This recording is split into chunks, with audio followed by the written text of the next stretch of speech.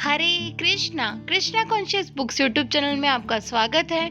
हम रीड कर रहे श्रील प्रभुपाद लीलामृत का द्वितीय भाग। हम रीड कर रहे चैप्टर नंबर 46 जो हम यहाँ भी कंटिन्यू करेंगे। दोनों संवाददाताओं के प्रश्न समाप्त हो गए और उन दोनों ने प्रभुपाद को धन्यवाद दिया। तब उनका ध्यान कक्ष में उपस्थित अन्य लोगों पर गया। जब एक भक्त के पिता ने कहा कि वह कोई धर्म नहीं मानता तो प्रभुपाद ने परोक्ष रूप में उत्तर दिया कि वह पिता मूर्ख था। उस व्यक्ति ने इसे स्वीकार किया, किंतु भक्त की मां की रुचि धर्म की और अधिक थी और प्रभुपाद ने उसकी प्रशंसा यह कर की कि लड़का मां के लक्षण प्राप्त करता है। एक अन्य अतिथि बोला, स्वामी, मैं आपसे पूछना चाहता हूँ कि क्या आप मेरे लिए प्रार्थना करेंगे? प्रभुपाद ने मंद स्वर में कहा, मैं तो हर एक के लिए प्रार्थना करता हूँ, यह मेरा धंधा है, अन्यथा मैं यहाँ क्यों आया हूँ? एक महिला ने प्रभुपाद से कहा, एक माँ के रूप में मैं भी आपको धन्यवाद देना चाहती हूँ। मेरी लड़की जॉय कृष्ण भावनामृत पा गई है। कल दीक्षा के लिए उसकी संस्कृति की गई है। प्रभुपाद, हम तो हर एक के लिए संस्कृति करते हैं। प्रत्येक अमेरिकन को दीक्षित हो जाना चाहिए। हमारी यही संस्कृति है। आप जितनी जल्दी इस प्रस्ताव को स्वीकार कर लेगी, आपके लिए अच्छा ही होगा। ईश्वर को जानना और प्रेम करना, क्या इसमें कोई कठिनाई है? कुछ लोगों की रुचि इसमें हो गई है, अन्य लोगों की भी क्यों न हो। प्रभुपाद ने फिर उस पिता पर दृष्टि डाली जिसने कहा था कि वह कोई धर्म नहीं मानता। उन्होंने कहा, आपके लड़के की रुचि है, पिता की रुचि क्यों न हो? कारण क्या है? इस पर सांध्य दर्शन चलता रहा। कुछ फिर घंटों के बाद प्रभुपाद ने उसे समाप्त कर दिया और प्रसाद बांटा। जब अंतिम अतिथि चला गया तो कई महिला भक्तों ने प्रभुपाद से पूछा कि उनकी महिला शिष्यों की स्थिति वास्तव में क्या थी। वे मुस्कुराए। उन्होंने कहा, जब एक महिला कृष्ण भावना भावित हो जाती है तो उसका मस्तिष्क स्वतः बड़ा हो जाता है। भक्त हंसने लगे। प्रभुपाद को मुस्कुराते देखकर उनके भक्त उन्हें अच्छी तरह समझ गए। जो भी भक्त बन जाता है, वह पुरुष हो या स्त्री, वह अधिक कुशाग्र बुद्धि हो जाता है। पुरुष या स्त्री के अधिकारों के संबंध में प्रभुपाद की दिव्य दृष्टि शारीरिक उपाधि से परे जाती थी। उनकी दृष्टि में बुद्धि की परख भौतिक लिंग, नस्ल अथवा राष्ट्रीयता नहीं थी, वरन वह आध्यात्मिक जीवन के लिए व्यक्ति की इच्छा पर आधारित थी। एक महिला भक्त ने प्रभुपाद से स्त्रियों की स्थिति में संबंध में एक और प्रश्न पूछा। प्रभुपाद ने उत्तर दिया, आप तो स्त्री नहीं हैं, आप एक भक्त हैं। श्री प्रभुपाद कई प्रोफेसरों से मिलने को राजी हो गए जो रविंद्र स्वरूप के परिचित थे। पेंसिल्वानिया विश्वविद्यालय से दर्शन शास्त्र में बीए और टेम्पल विश्वविद्यालय के एमए करने के बाद रविंद्र स्वरूप अब टेम्पल विश्वविद्यालय में पीएचडी के लिए शोध कर रहा था। वह पढ़ाई लिखाई को माया का एक अंग मानकर उसे एक बार छोड़कर कृष्ण भावनामृत में पूरी तरह रम गया था, किंतु प्रभुपाद ने उसे आगे की डिग्री के लिए शोध करने के लिए वापस जाने को प्रोत्साहित किया था। जब श्रील प्रभुपाद फिलाडेल्फिया में थे तो वे आगमनात्मक तर्क की प्रक्रिया के विरुद्ध बोले थे। एक दिन सवेरे के ब्राह्मण में रविंद्र स्वरूप ने कहा, प्रभुपाद, आपने आज्ञात्मक प्रणाली की अभी जो आलोचना की है वैसी आलोचना जॉन स्टुअर्ट मिल और बर्ट्रैंड रसेल ने भी की थी, किंतु बाद में वे संशयवादी बन गए थे, इसलिए वे कहते हैं कि ज्ञान जैसी कोई चीज ही नहीं है। श्री प्रभुपाद ने उत्तर दिया, वह एक दूसरी मूर्खता की बात है। यह भी एक अनुमान है क्योंकि मैं विफल रहा, इसलिए ज्ञान है ही नहीं। डॉक्टर योगेश पटेल, जो भारत में जन्म लेकर पश्चिम में शिक्षित हुए थे और बौद्ध धर्म और मायावादी हिंदू दर्शन के अध्येता थे, टेम्पल विश्वविद्यालय के धर्म विभाग में पढ़ाते थे। एक दिन अपने 2 स्नातक छात्रों के साथ डॉक्टर पटेल तीसरे पहर उस समय आ टपके जब श्रील प्रभुपाद अपने कमरे में अपने कई शिष्यों के साथ वार्तालाप कर रहे थे। रविंद्र स्वरूप ने उनका परिचय कराया। प्रभुपाद, तो अब हिंदू धर्म पढ़ाते हैं? डॉक्टर पटेल, जी हाँ। प्रभुपाद, हिंदू धर्म क्या है? डॉक्टर पटेल, मैं नहीं जानता, आप बताएं कि हिंदू धर्म क्या है।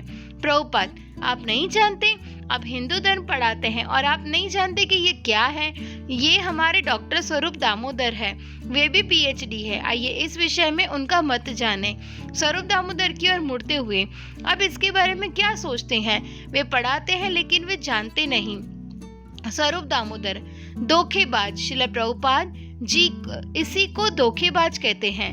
प्रभुपाद, तो आपने इसका निर्णय सुन लिया कि आप धोखेबाज हैं। डॉक्टर पटेल क्रोध में आ गए और श्रील प्रभुपाद से जोर जोर से बोलने लगे। प्रोफेसर और श्रील प्रभुपाद में तत्काल वाग्युद्ध छिड़ गया। डॉक्टर पटेल, आप मुझे पढ़ा रहे हैं? यदि मैं कहता हूँ कि मैं नहीं जानता कि धर्म क्या है तो आप मुझे पढ़ाइए। प्रभुपाद, एक आध्यात्मिक गुरु आपका सेवक नहीं है। आप पहले मेरे छात्रों की तरह सिर मुंडा डालिए, तब मैं आपको पढ़ाऊंगा। आपको आध्यात्मिक गुरु को प्रणाम करना और उसके प्रति समर्पित होना है, तब वे सत्य का उद्घाटन करेंगे। डॉक्टर पटेल ने कहा कि जब वे पहली बार कमरे में आए थे तो उन्होंने प्रभुपाद को प्रणाम किया था। प्रभुपाद, तो आपको मेरी पहली शिक्षा यह है कि ये धोखाधड़ी बंद कीजिए। अब श्रील प्रभुपाद और डॉक्टर पटेल जोर जोर से बोलने लगे थे। अधिकांश भक्त सन्न होकर मौन थे। उनमें से कुछ, जैसे ब्रह्मानंद स्वामी को लगा कि किसी तरह भेंट वार्ता समाप्त कर दी जाए। प्रभुपाद, आप मुझसे पूछते हैं कि धर्म क्या है। मेरा उत्तर है सर्वधर्मान परित्यज्य। कृष्ण कहते हैं कि धर्म का अर्थ है शरणम व्रज, पूर्णतः समर्पण। डॉक्टर पटेल, समर्पण से आपका तात्पर्य क्या है? प्रभुपाद, आपको समर्पण का अर्थ नहीं ज्ञात है? कोश लाओ, आइए देखते हैं। डॉक्टर पटेल चिल्लाकर, नहीं, मैं समर्पण का संस्कृत में व्युत्पत्तिवाचक अर्थ जानना चाहता हूँ। प्रभुपाद, आप आध्यात्मिक गुरु नहीं चाहते, आपको संस्कृत का एक शिक्षक चाहिए। हम अपना समय और अधिक नहीं गवाएंगे। ब्रह्मानंद स्वामी ने इसे अपने लिए एक संकेत मान लिया। उन्होंने डॉक्टर पटेल से प्रस्थान करने को कहा, इसके पहले कि आप आक्रामक बन जाए। तब ब्रह्मानंद स्वामी और डॉक्टर पटेल उठे और एक साथ कमरे से बाहर चले गए। श्री प्रभुपाद को क्रोध से कांपते रहे और अपने वरिष्ठ भक्त रविंद्र स्वरूप को डांट भरी निगाह से देखते रहे। वह प्रभुपाद से मिलने के लिए इस तरह का आदमी कैसे लाया? रविंद्र स्वरूप भयभीत और त्रस्त था। उसके पहले किसी ने प्रभुपाद को इतने क्रोध में भड़कते कभी नहीं देखा था।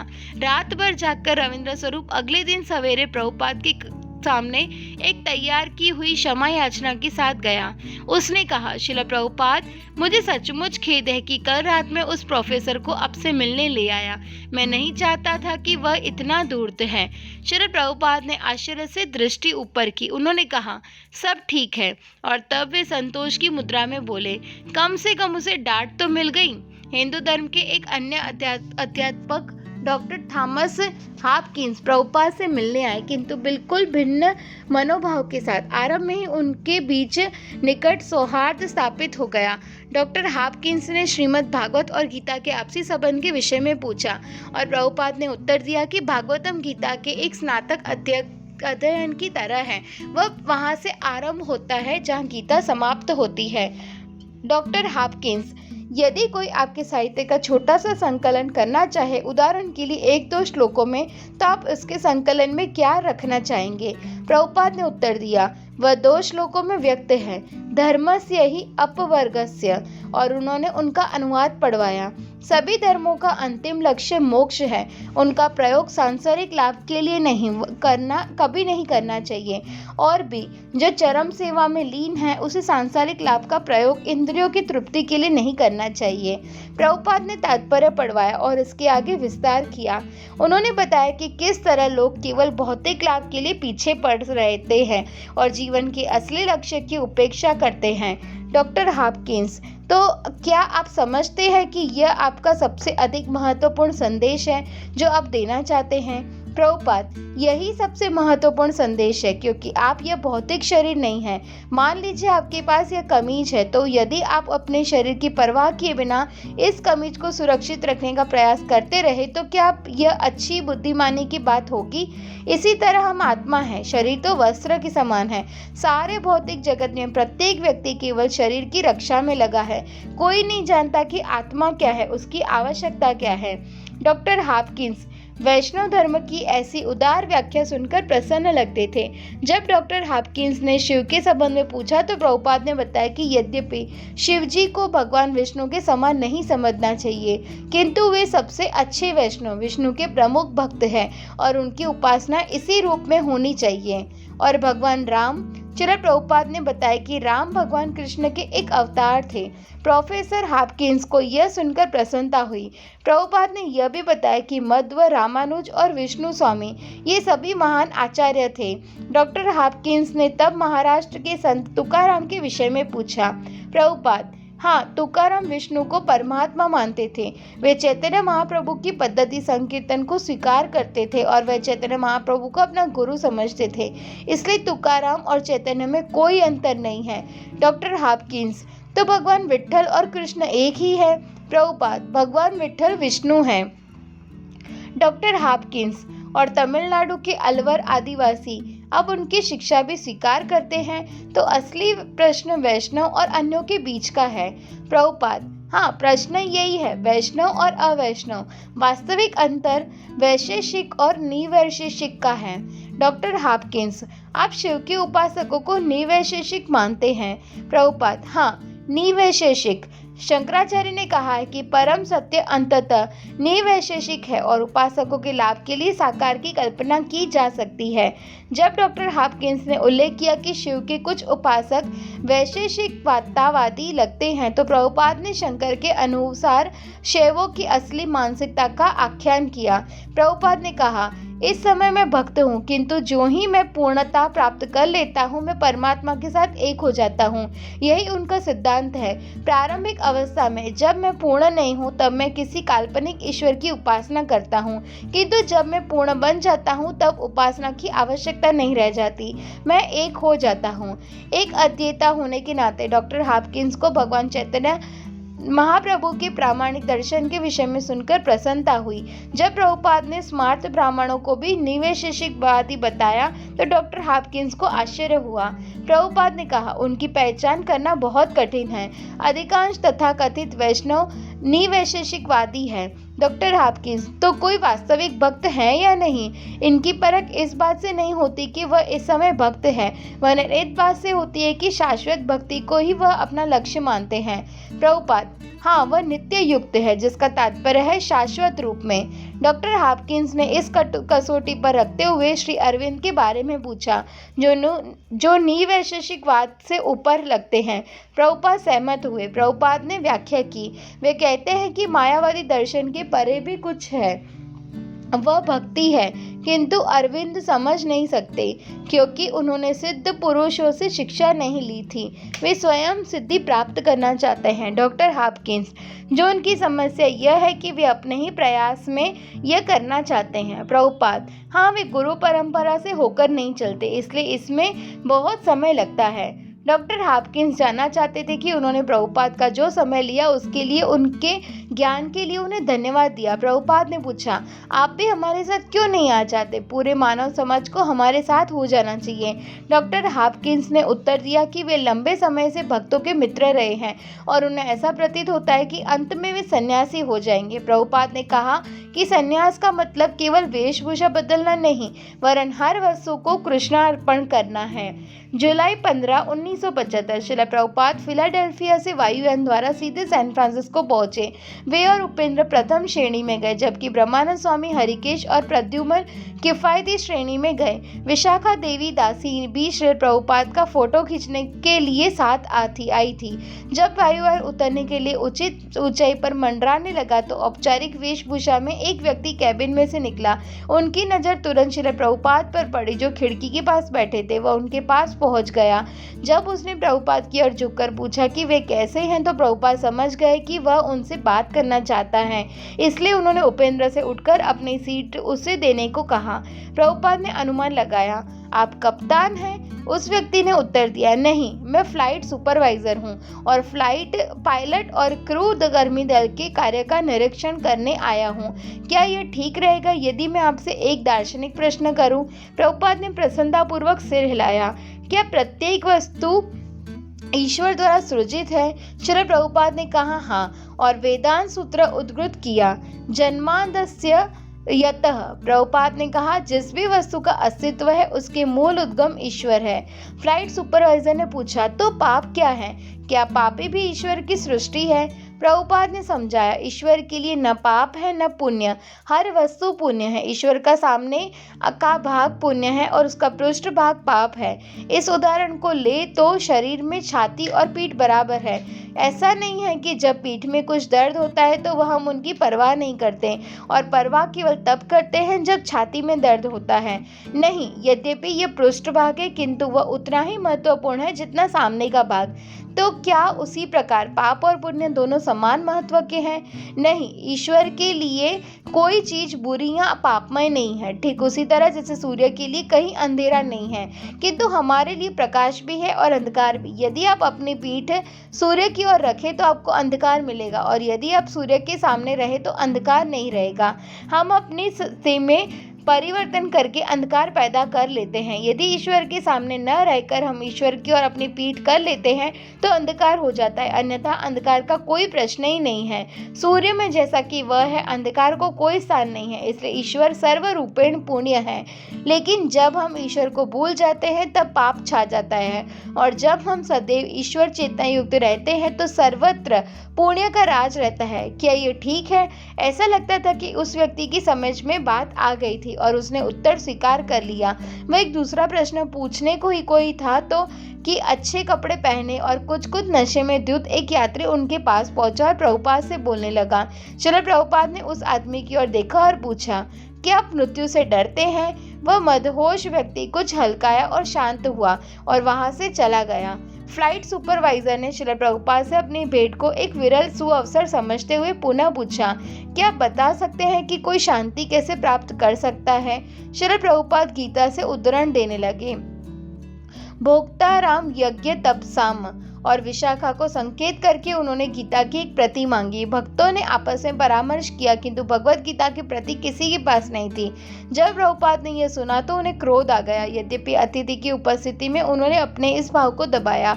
उन्होंने उस व्यक्ति को बताया कि कोई व्यक्ति ईश्वर को परम नियंता, परमानंद और सबका हितैषी माने तभी वह शांति पा सकता है।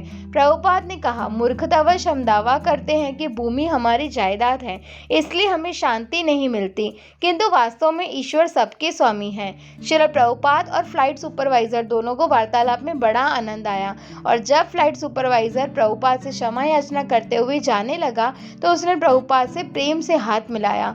प्रभुपाद ने प्रद्युम्न को बुलाया। उनके नेत्रों में दिव्य क्रोध झलक रहा था। उन्होंने उपेंद्र और प्रद्युम्न को गीता की कोई भी प्रति साथ न रखने के लिए डांट लगाई। उन्हें चाहिए था कि एक प्रति सदैव उनके साथ रखें। प्रद्युम्न ने बताया कि यद्यपि उसके पास भगवत गीता यथारूप की प्रति नहीं थी, किंतु किसी एक अन्य लेखक की एक प्रति वह साथ लिए था। इसमें प्रभुपाद का क्रोध और बढ़ गया। तब उन्होंने उपेंद्र को आदेश दिया कि भगवत गीता यथारूप, चैतन्य चरितामृत खंड 1 और श्रीमद् भागवत, इन तब 3 ग्रंथों का साथ लिए बिना उसे यात्रा पर कभी नहीं निकलना है। बर्कले, जुलाई 15, 1975। 2 सप्ताह से कम समय के अंदर प्रभुपाद पश्चिमी तट से पूर्वी तट की यात्रा करके वापस आ गए थे। बर्कले को थोड़ा समय पहले इस्कॉन का मुख्यालय बनाए जाने के बाद यह उनकी पहली यात्रा थी। यह एक विस्तृत चर्च परिसर था और सदा की तरह अनेक पाश्चात्य केंद्रों से सैकड़ों भक्त प्रभुपाद से मिलने वहां एकत्र हो गए थे। अपने आगमन संबोध में उन्होंने विशेष रूप से गुरु के पद का उल्लेख किया। उन्होंने बताया कि वैदिक ज्ञान का तार केवल कृष्ण और गुरु में अटल विश्वास रखने वाले पर उद्घाटित होता है। प्रभुपाद बोले, बाहरी लोग सोच सकते हैं कि गुरु बहुत घमंडी है और बैठा हुआ शिष्यों से आदर प्राप्त कर रहा है, किंतु वास्तविकता यह है कि उन्हें इसी तरह सिखाना पड़ता है कि गुरु को आदर कैसे अर्पित किया जाता है। श्री प्रभुपाद को इस गलतफहमी का सामना बार बार करना पड़ता था। 1 वर्ष पूर्व पेरिस में उग्र छात्रों ने उसे तंग किया था, जिन्हें उनके ऊंचे आसन पर बैठने से ईर्ष्या हुई थी, और अमेरिका में संवाददाता उनका वर्णन प्राय ऐसे गुरु के रूप में करते थे जो अपने शिष्यों द्वारा जुटाए गए सांसारिक सुखों का उपभोग कर रहा था। किंतु प्रभुपाद की यह मान्यता थी कि ऐसे दूतों के आधिक्य के बावजूद जो गुरु शब्द को बदनाम करने जाते हैं, जो भी व्यक्ति सच्चे मन से दिव्य विज्ञान सीखना चाहते हैं, उसे प्रामाणिक गुरु के पास जाना होगा। वही ईश्वर का प्रतिनिधि है। श्री प्रभुपाद ने कहा, एक गुरु का कार्य अपने अधीन शिष्यों को पतन से बचाना है। जैसे मैं साल भर में 2-3 बार विश्व का भ्रमण करता हूँ, मेरा कर्तव्य है कि मैं देख रहा हूँ कि मेरे शिष्यों को मुझे गुरु स्वीकार कर चुके हैं, पतन में गर्त न गिरे। मेरी यही चिंता है। तो कोई गुरु और कृष्ण का प्रतिनिधि कैसे बन सकता है? प्रत्येक व्यक्ति कहेगा, मैं कृष्ण का प्रतिनिधि हूँ और मैं गुरु नहीं। मूल वस्तु का निरूपण ही श्री चैतन्य महाप्रभु ने किया है, जो कहते हैं, आमार आज्ञा गुरु हया तार ए देश, तुम मेरे आदेश से गुरु बनते हो। तो गुरु का अर्थ है वह व्यक्ति जो श्री चैतन्य महाप्रभु के आदेश का पालन करता है, न कि कोई स्वयं बना हुआ गुरु। श्रील प्रभुपाद ने कहा कि कभी कभी लोग पूरे विश्व में आश्चर्यजनक कार्य करने के लिए उन्हें श्रेय देते हैं। उन्होंने स्वीकार किया, किंतु मुझे नहीं पता कि मैं कोई विचित्र व्यक्ति हूँ, पर मैं एक चीज जानता हूँ कि मैं वही कह रहा हूँ जो कृष्ण ने कहा है। बस मैं कोई अतिरिक्त चीज नहीं जोड़ रहा हूँ, न कोई परिवर्तन कर रहा हूँ। मैं भगवत गीता को यथारूप प्रस्तुत कर रहा हूँ। यह श्रेय मैं ले सकता हूँ। प्रभुपाद बराबर बल देते रहे कि गुरु को कृष्ण के संदेश को दोहराते रहना चाहिए। यदि कोई तथाकथित गुरु धूर्तता करना चाहे तो वह दूसरी बात है। धूर्तता करने वाले और उसका शिकार करने वाले लोग हमेशा रहेंगे। सामान्यतः ऐसे गुरु लोगों को इस तरह धोखा देते हैं। वह उन्हें पाप कर्मों को छोड़ने के लिए उन्हें कहे बिना ही अपना शिष्य स्वीकार कर लेते हैं। प्रभुपाद ने कहा, यदि मैं आपसे कहूं कि आप इसे दुष्कर्म का कर सकते हैं, केवल मंत्र लीजिए और मुझे $125 दे दीजिए, तो वे इसे पसंद करेंगे। यदि इस तरह धोखा देना होता तो अब तक मैं करोड़ों डॉलर इकट्ठे कर चुका होता, किंतु मैं यह नहीं चाहता। मैं एक ऐसा छात्र चाहता हूं जो मेरे आदेशों का पालन करता है। मुझे करोड़ों डॉलर नहीं चाहिए। एकर चंद्रस तमो हंति न च तारः सशस्त्रशः।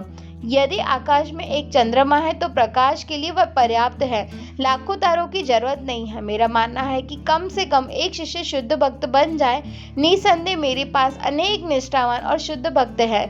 ये मेरा सौभाग्य है, किंतु यदि एक ही मिला होता तो भी मैं संतुष्ट रहता। लाखों तारों की जरूरत नहीं है। उस स्थान में क्षत्रिय बंधन के कारण भक्तों को बरकले मंदिर को आवास के रूप में इस्तेमाल करने की अनुमति नहीं थी, किंतु चूंकि पड़ोस में तुरंत उपयुक्त कमरे प्राप्त नहीं थे, इसलिए भक्तों ने श्रील प्रभुपाद और उनके निजी स्टाफ को कुछ दिन मंदिर में ही रखने का निर्णय लिया, इस आशा में कि अधिकारी इसे जान नहीं पाएंगे। किंतु पहले ही दिन 2 बजे रात में पुलिस जांच के लिए आ गई। श्रील प्रभुपाद जग चुके थे और श्रीमद् भागवत के अनुवाद में लगे थे। तभी पुलिस ने उनके कमरे के निकट बाहरी दरवाजों को जोर से खटखटाया।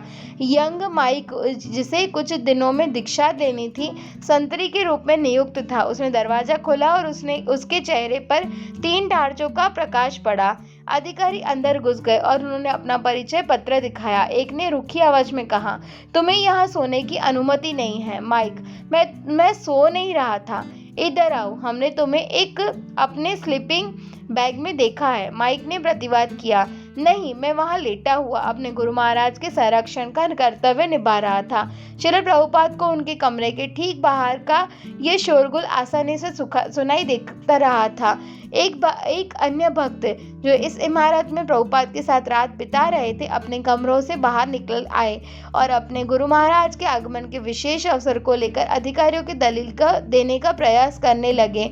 पुलिस का एक आदमी चारों ओर घूमकर दरवाजे खोलकर कोनों में टार्च के प्रकाश से चीजें चेक करने लगा।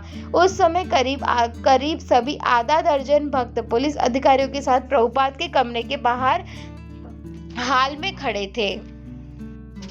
पुलिस के एक आदमी ने पूछा, वह वृद्ध सज्जन कहाँ है? मंदिर के अध्यक्ष बहुलाश्वर ने प्रार्थना की कि श्रील प्रभुपाद के कार्य में बाधा न डाली जाए, किंतु पुलिस वालों ने विनम्र बनने का प्रयत्न बिल्कुल नहीं किया। वास्तव में वे स्पष्टतः घिनौने लोग थे।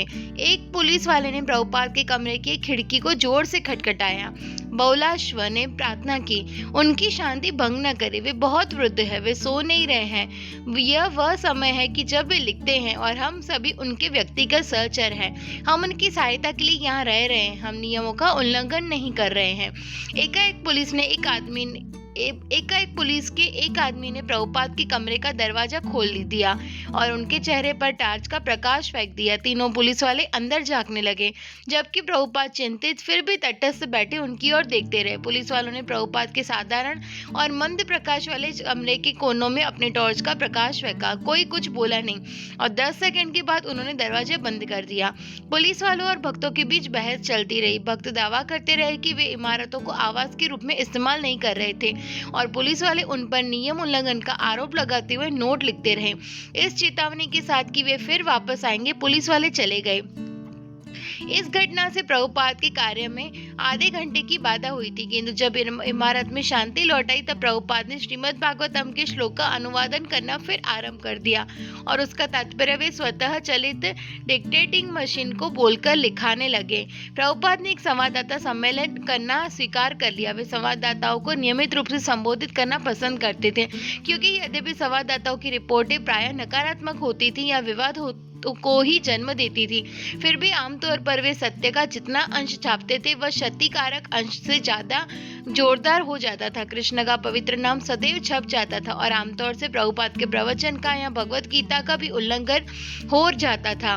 प्रभुपाद के बारे में व्यक्तिगत विवरण सामान्यतः अप्रिय नहीं होते थे। वे समाचार पत्रों से कृष्ण भावनामृत दर्शन के संबंध में अब बहुत अधिक छापने की आशा नहीं रखते थे। यद्यपि कभी कभी कुछ छप भी जाता था, वे प्रायः संवाददाताओं से प्रार्थना करते थे कि जो छापे सही छापे, गलत न छापे या प्रभुपाद के कथन से कुछ छोड़ न दे। किंतु संवाददाताओं की ओछी बातें छापने में अधिक आकर्षण था। 1968 ईस्वी सन में मॉन्ट्रियल में एक संवाददाता ने प्रभुपाद के सामान्य जूतों पर ही टिप्पणी लिख डाली थी, हर्ष पपी हाई प्रीस्ट जो भी हो।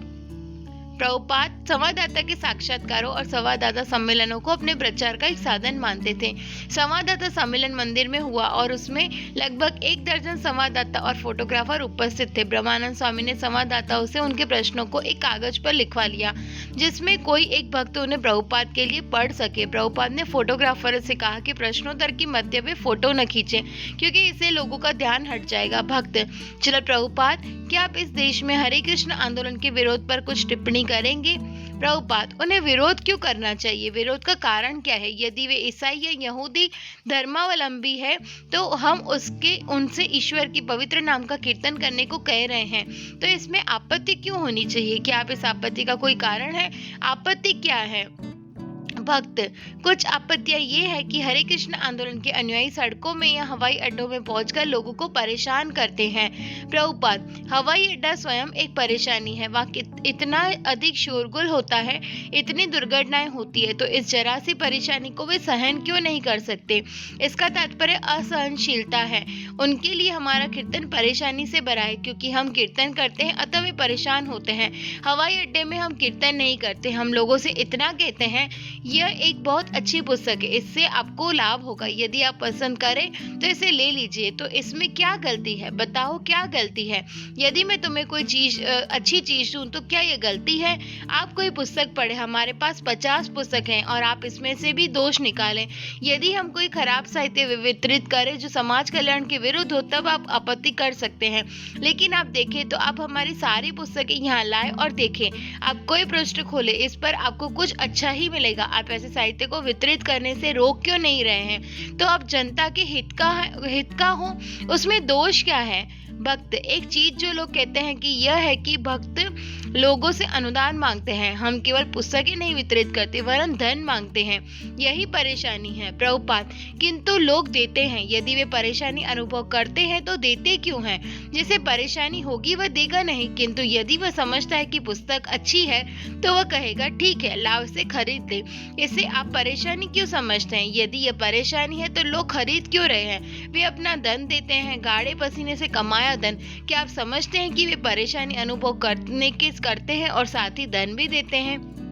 प्रभुपाद की इस तर्कसंगत टिप्पणी पर संवाददाता हंसने लगे। जब वे उनसे सीधे प्रश्न पूछने लगे, संवाददाता: जब आप मर जाएंगे तो संयुक्त राज्य में आपके आंदोलन का क्या होगा? प्रभुपाद: मैं कभी नहीं मरूंगा।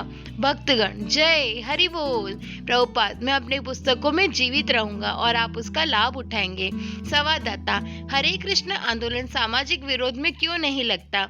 प्रभुपाद: हम सबसे अच्छे समाज सेवक हैं। लोग धूर्त और मूर्ख हैं और हम उन्हें ईश्वर चेतना का सुंदर विचार सिखा रहे हैं। हम सबसे अच्छे सामाजिक कार्यकर्ता हैं। हम सारे अपराध बंद कर देंगे। आपका सामाजिक कार्य क्या है? हैप्पी और अपराधी पैदा करना सामाजिक कार्य नहीं है।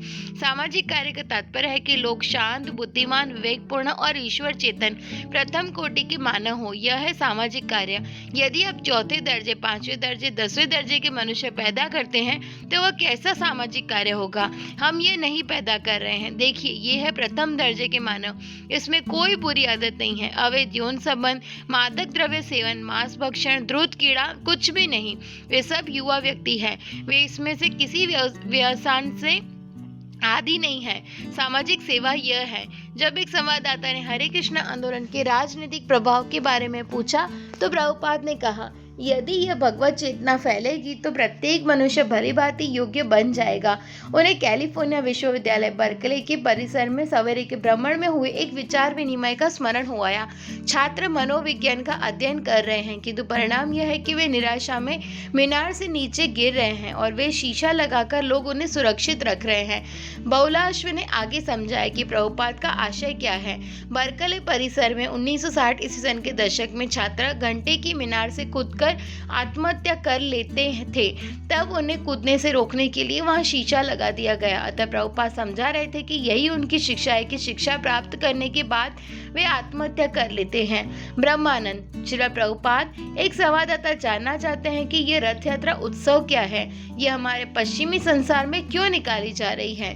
प्रभुपाद, यदि ईश्वर सबके स्वामी है तो वे पश्चिमी संसार के भी स्वामी हैं, इसमें क्या गलती है।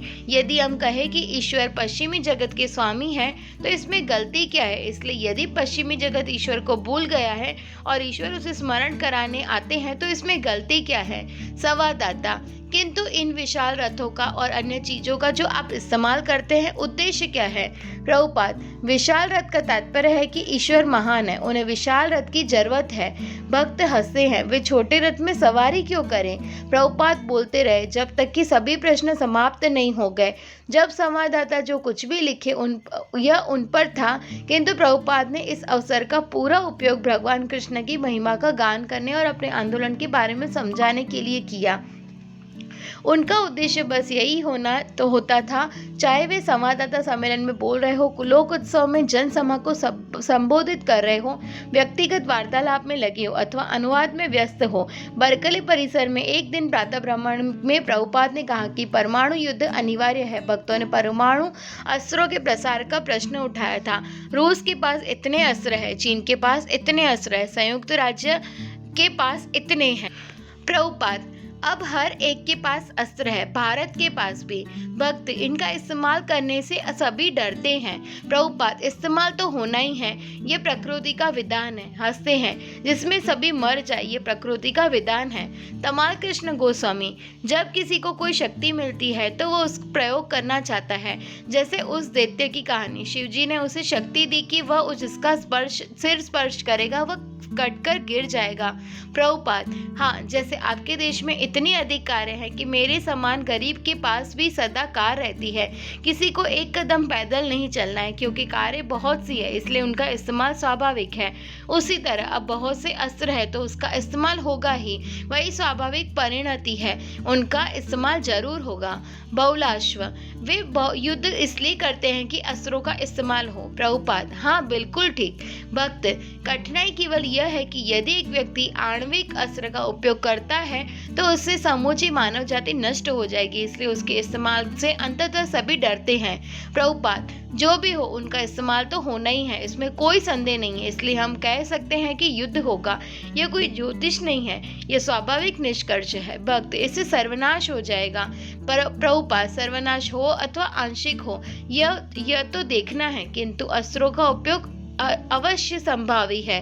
भक्त, आणविक युद्ध की आशंका की छाया में क्या कृष्ण भावनामृत का प्रचार अधिक सरल नहीं होगा।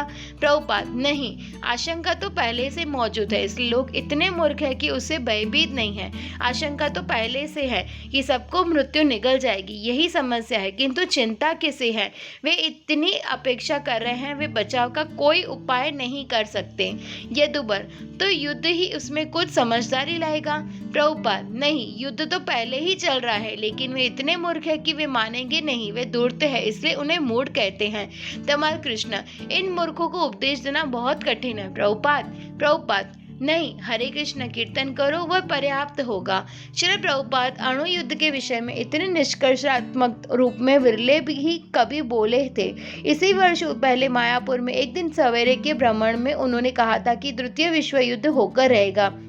उनके इस कथन से सारे इस्कॉन संसार में सनसनी फैल गई थी, किंतु पहले वे इसका विकल्प भी बताते थे कि यदि संसार के लोग कृष्ण महानामृत को स्वीकार कर लेंगे तो संचित कर्मों को उल्टा जा सकता था, किंतु अब तो उनका कहना था कि युद्ध अनिवार्य था।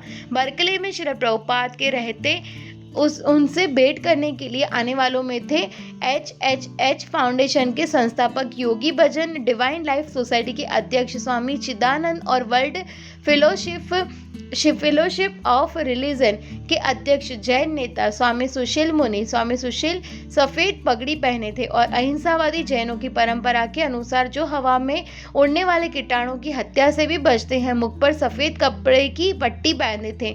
योगी भजन सिखों की परंपरागत वेशभूषा सफेद पगड़ी और ढीला ढाला सफेद चोला पहने थे। उनके साथ उनके कुछ पाश्चात्य शिष्य भी वैसी ही वेशभूषा में थे। श्रील प्रभुपाद से तरह तरह के स्वामियों और योगियों का मिलने आना कोई असाधारण बात नहीं थी।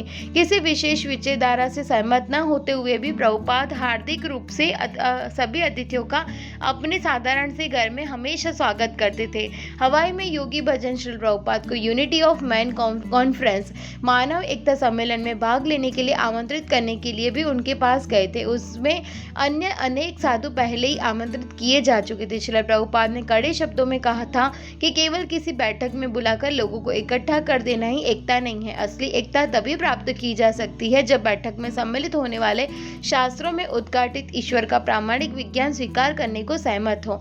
अब योगी भजन प्रभुपाद को यूनिटी ऑफ मैन की दूसरी कॉन्फ्रेंस के लिए आमंत्रित करने आए थे। स्वामी सुशील और स्वामी चिदानंद ने श्रील प्रभुपाद और उनके इस्कॉन की प्रशंसा करने में विशेष उत्साह प्रदर्शित किया। स्वामी चिदानंद ने कहा, आपका आंदोलन कुछ भिन्न प्रकार का है। यह सारे संसार में फैला है और हजारों लोग उसमें शामिल हैं। हम इसका वर्णन नहीं कर सकते। यह कितना विस्मयकारी है और इस युग में आपने उसे कितने आश्चर्यजनक ढंग से संगठित किया है। ईश्वर की कृपा के बिना कुछ नहीं हो सकता था। यह बात विस्मयकारी है कि एक मास में पत्रिका की 6 लाख प्रतियां निकली और सबकी सब बांट दी गई। स्वामी सुशील ने जोड़ा, आपने उन्हीं पुराने सिद्धांतों का बिना किसी परिवर्तन के एक आधुनिक ढंग से प्रतिपादन किया है। बंगाल में आपके आश्रम के बिना हम कुछ भी नहीं कर सकते थे। जब हम जान गए कि वहाँ चैतन्य महाप्रभु का एक आश्रम है तो हमें चिंता करने की आवश्यकता नहीं हुई कि वह हम कहाँ ठहरेंगे। जो चीज़ मुझे प्रभावित करती है वह यह है कि आप कहीं समझौता नहीं करते। उन्होंने गोवध के भयानक पाप का उल्लेख किया और श्रील प्रभुपाद ने उन्हें बताया कि न्यू वृंदावन में उनका आंदोलन किस प्रकार गायों की रक्षा कर रहा है।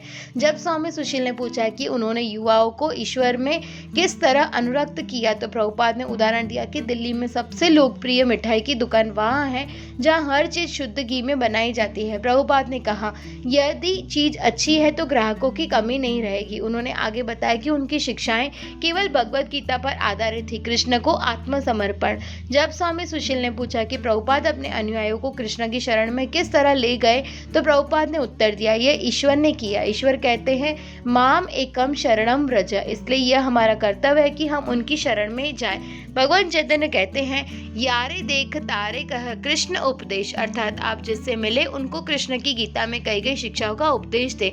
मेरा कोई उपदेश नहीं है, यह सब केवल कृष्ण का उपदेश है। हम सभी मूढ़ हैं, हमारे पास कोई उपदेश नहीं हो सकता, इसलिए जो कृष्ण की शिक्षाएं हैं हम उन्हीं को कहते चाहते हैं। कृष्ण कहते हैं उस तरह करो और हम उस तरह करते हैं।